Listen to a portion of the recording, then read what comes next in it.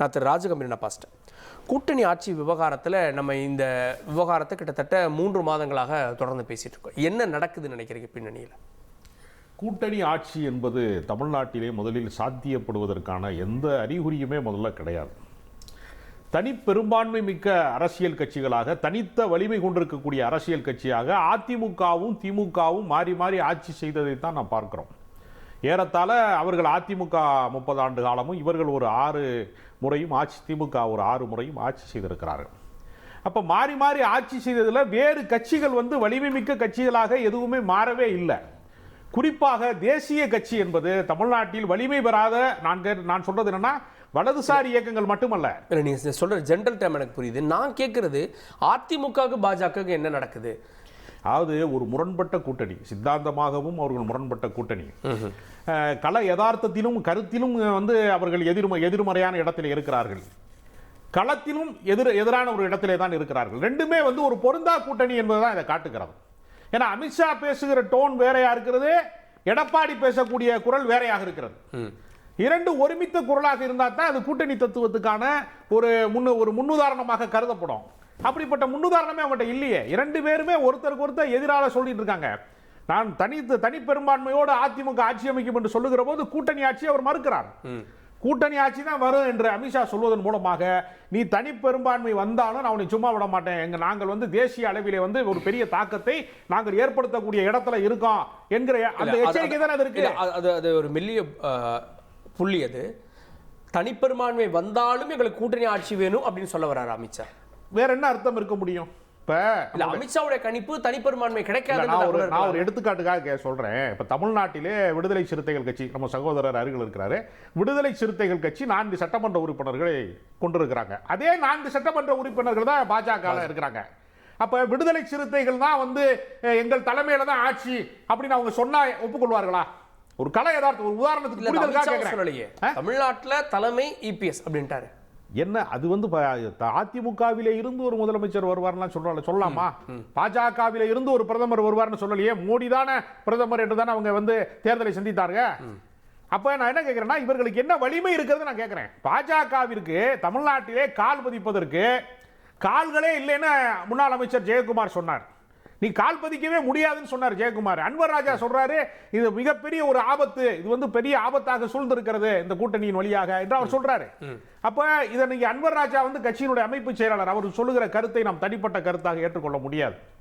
அதனால பல மாற்று கருத்துக்களை அவர்கள் பேசுகிறார்கள் என்று சொல்லுகிற போது ஒரு பொருந்தா கூட்டணிக்குள்ளே அதிமுக பாஜக விரித்த வலைக்குள்ளே மாட்டிக்கொண்டு கிடக்கிறது.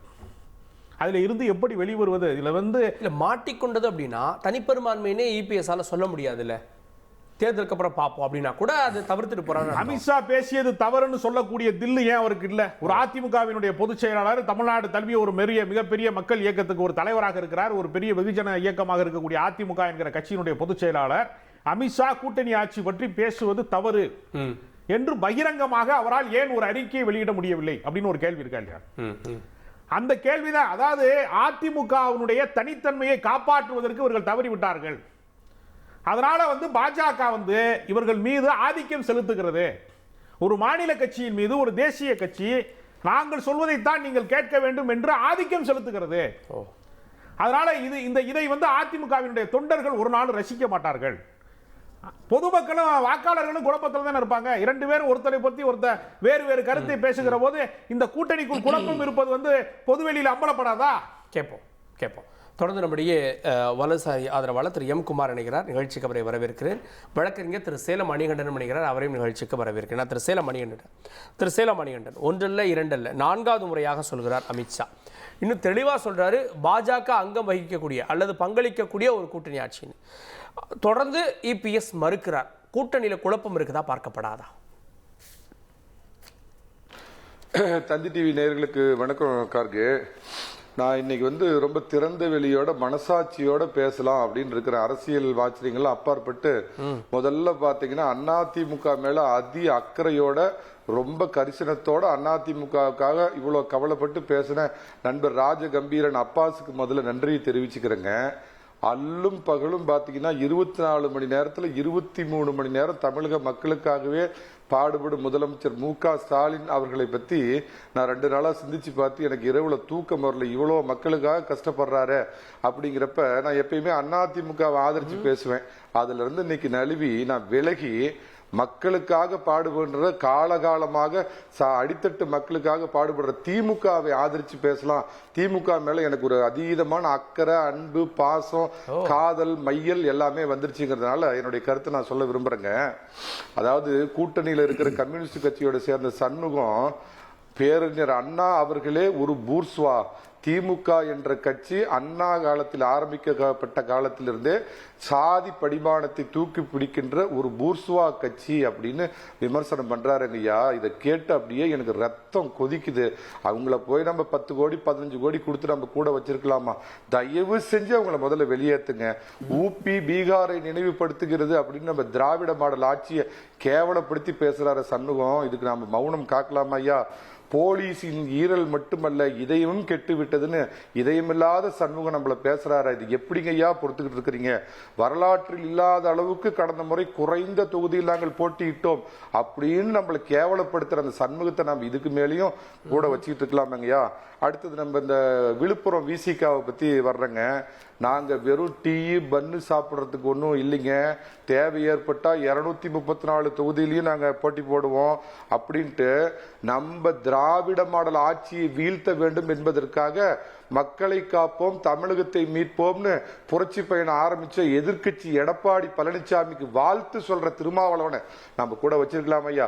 எவ்வளவு பெரிய துரோகம்! நம்ம ஆட்சியை வீழ்த்தணும் அப்படிங்கிறதுக்காக எடப்பாடி பழனிசாமி கோயம்புத்தூர்ல ஒரு பிரம்மாண்டமான கூட்டத்தை கூட்டுறாரு, அதுக்கு வாழ்த்து சொல்றாரு. இன்னொரு பக்கம் விஜய்க்கு ஒரு வாழ்த்துன்னு தென்னை மரத்துல ஒரு குத்து, பனை மரத்துல ஒரு குத்துன்னு இந்த விசிகா திருமாவளவன் இப்படி பண்றாரு. அவர் நம்ம கூட்டணியில வச்சிருக்கலாமா? எல்லாத்துக்கும் மேல அவங்க தகப்பனார் மரியாதைக்குரிய கருணாநிதி அவர்கள் என்ன சொன்னாரு? நீ எல்லாம் பொது தொகுதிக்கு ஆசைப்படலாமாயா அப்படின்னு எங்க அண்ணன் வன்னியரசை இப்படி நெஞ்ச கிழிக்கிற மாதிரி குத்தி ஒரு கேள்வி கேட்டத திமுக நமக்கு தேவையா? அவங்கள வெளியேற்றுங்க. அடுத்தது பாருங்க, இந்த மட்டக்களப்பு மதிமுக ஒரு கட்சி இருக்குது. உதயசூரியன் நிக்க சொன்னீங்கன்னா கழுத்தறுத்துக்கிட்டு தற்கொலை பண்ணாலும் பண்ணிக்கணும் ஒழிய உதயசூரியன் நிக்க மாட்டேன்னு சொன்ன துரை வைகோவை போய் நாம தூக்கி பிடிக்க வேண்டிய அவசியம் இருக்குதா? 12 சீட்டு வேணும்னு 12 ஆள் இல்லாத மணியன் தான் பேசிட்டு இல்ல உண்மையாலுமே. ஏன்னா அப்பாஸ்லாம் பாத்தீங்கன்னா எவ்வளவு அதிமுக மேல ஆதங்கப்படுறாரு, வருத்தப்படுறாரு. ஒரு நல்ல கட்சிங்க அப்படிங்கிறாரு. 8க்கும் 10க்கும் இடைப்பட்டவன் ராமச்சந்திரன், ஒரு இந்தியாவில் 2 கேரளம் இருக்க முடியாது அப்படின்னு சொல்லிட்டு 87 புரட்சி தலைவர் புரூக்லின் மருத்துவமனையில இருந்து வந்தப்ப பணத்துக்கு ஊசி போட்டு பாடம் பண்ணி அங்கிருந்து அனுப்பிச்சுட்டு இருக்காங்கன்னு சொன்ன திமுக இன்னைக்கு இவ்வளவு பாசமலை பொழியிறப்ப அதிமுக மேல இயல்பா அண்ணா ஆரம்பிச்ச கட்சி திமுக மேல எனக்கு இது இருக்காதா? நான் என்ன சொல்றேன்னா, மரியாதைக்குரிய முதலமைச்சர் ஐயா, நீங்க கொடுக்கிற திராவிட மாடல் ஆட்சிக்கு முதல்ல துரோகம் பண்ண கம்யூனிஸ்ட் சண்முகத்தை வெளியேற்றுங்க கூட்டணியில இருந்து. விழுப்புரம் விசிகா அந்த கட்சி நம்மள என்னெல்லாம் கேவலம். ஒரு நிமிஷம் முடிச்சிடறேன். அவங்கள வெளியேற்றுங்க. எல்லாத்தையும் வெளியேற்றி தனியா நில்லுங்க. அந்த பக்கம் தான் பாசிச பாயாச கட்சி பாஜகவோட அதிமுக வச்சிருக்கிறதுனால மக்கள் அது நிச்சயமா துரத்தி அடிக்க போறாங்க. நாம 200 தொகுதியிலும் ஜெயிக்க போறோம். தயவு செய்து எல்லா கூட்டணி கட்சியும் அதிமுக பாஜக மட்டும் கூட்டணியா இருந்து போட்டியிடட்டும் அப்படின்றீங்க ஐயா. அதான் பாசிச பாஜகவோட அதிமுக கூட்டணியில இருந்தா மக்கள் அதை தானா புறக்கணிக்க போறாங்களே, தூக்கி எரிய போறாங்களே.